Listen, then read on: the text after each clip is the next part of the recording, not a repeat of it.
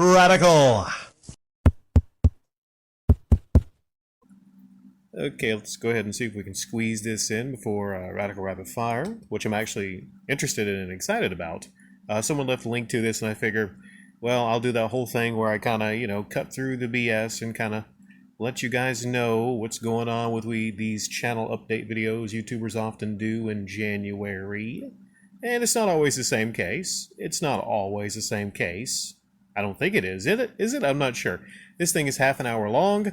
I had 10 minutes today to go through the first part of it.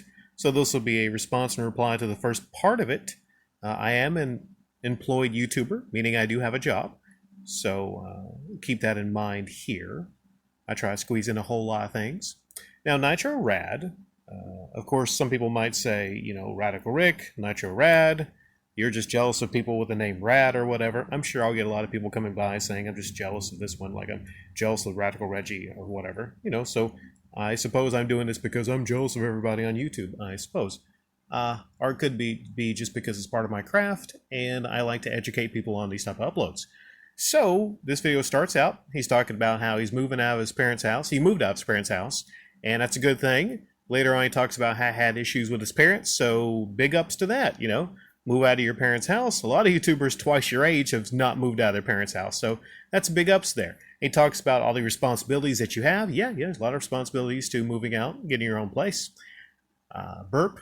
He burped, which was kind of funny. I laughed, because he didn't edit that out. He didn't. Like you would think a fancy YouTuber would probably edit out a burp, but I kind of actually like that he didn't edit that out.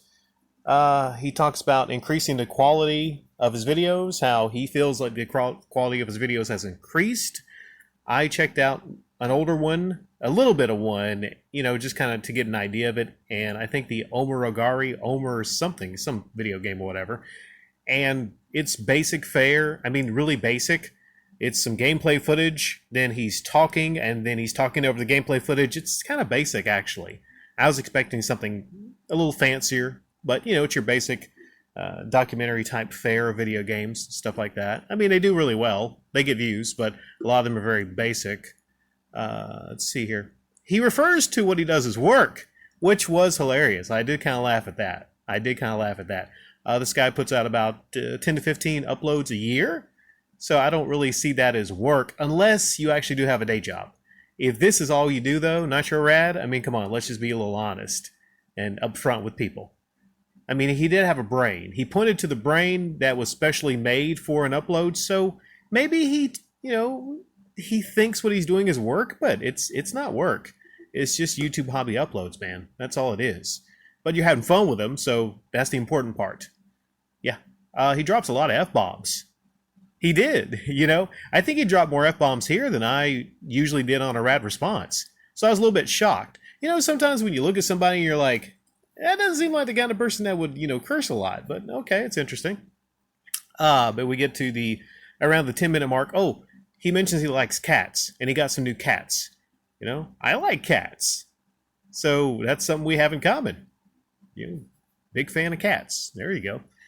Okay, he talked about a financial decision he made, and then I'm thinking, okay, this is where we get to the real meat of the channel update, maybe he has other updates that weren't like talking about the finances, but it just seems like whenever there's one of these update videos in January, gosh, it's about those finances, isn't it, So there was a build-up to talking about the finances.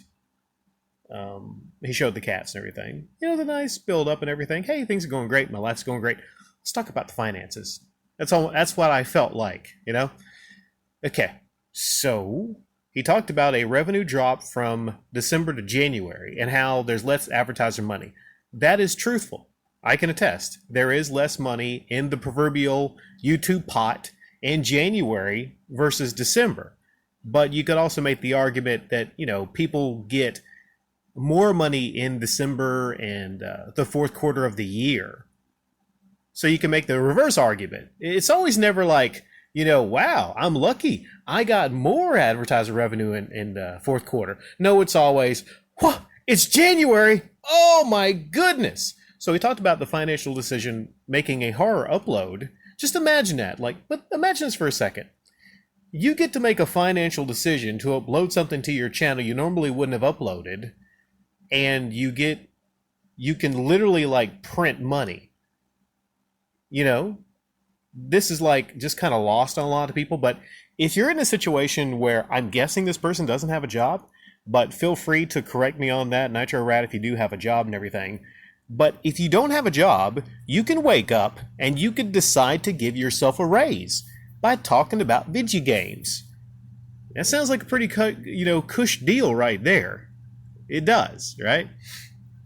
A lot of people would love to be in that position to where they could actually just give themselves a financial raise by uploading a horror video. Okay, so he talks about how he was going to do something different, but he chose to do that because, rent needed to be paid and he needed to pay some bills.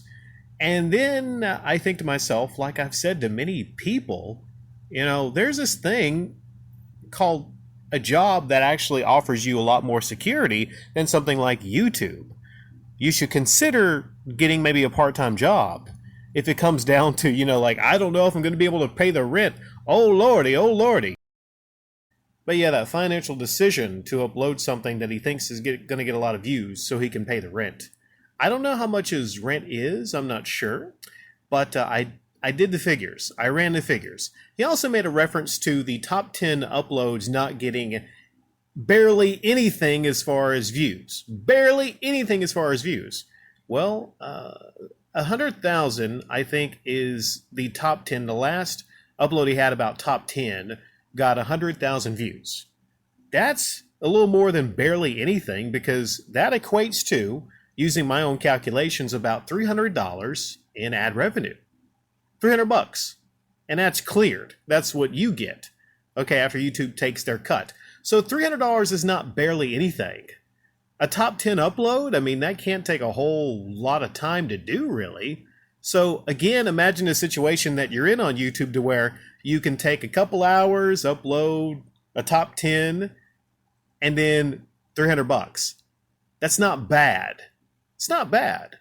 So, yeah, overall, and this is on a low month. I looked at his Social Blade.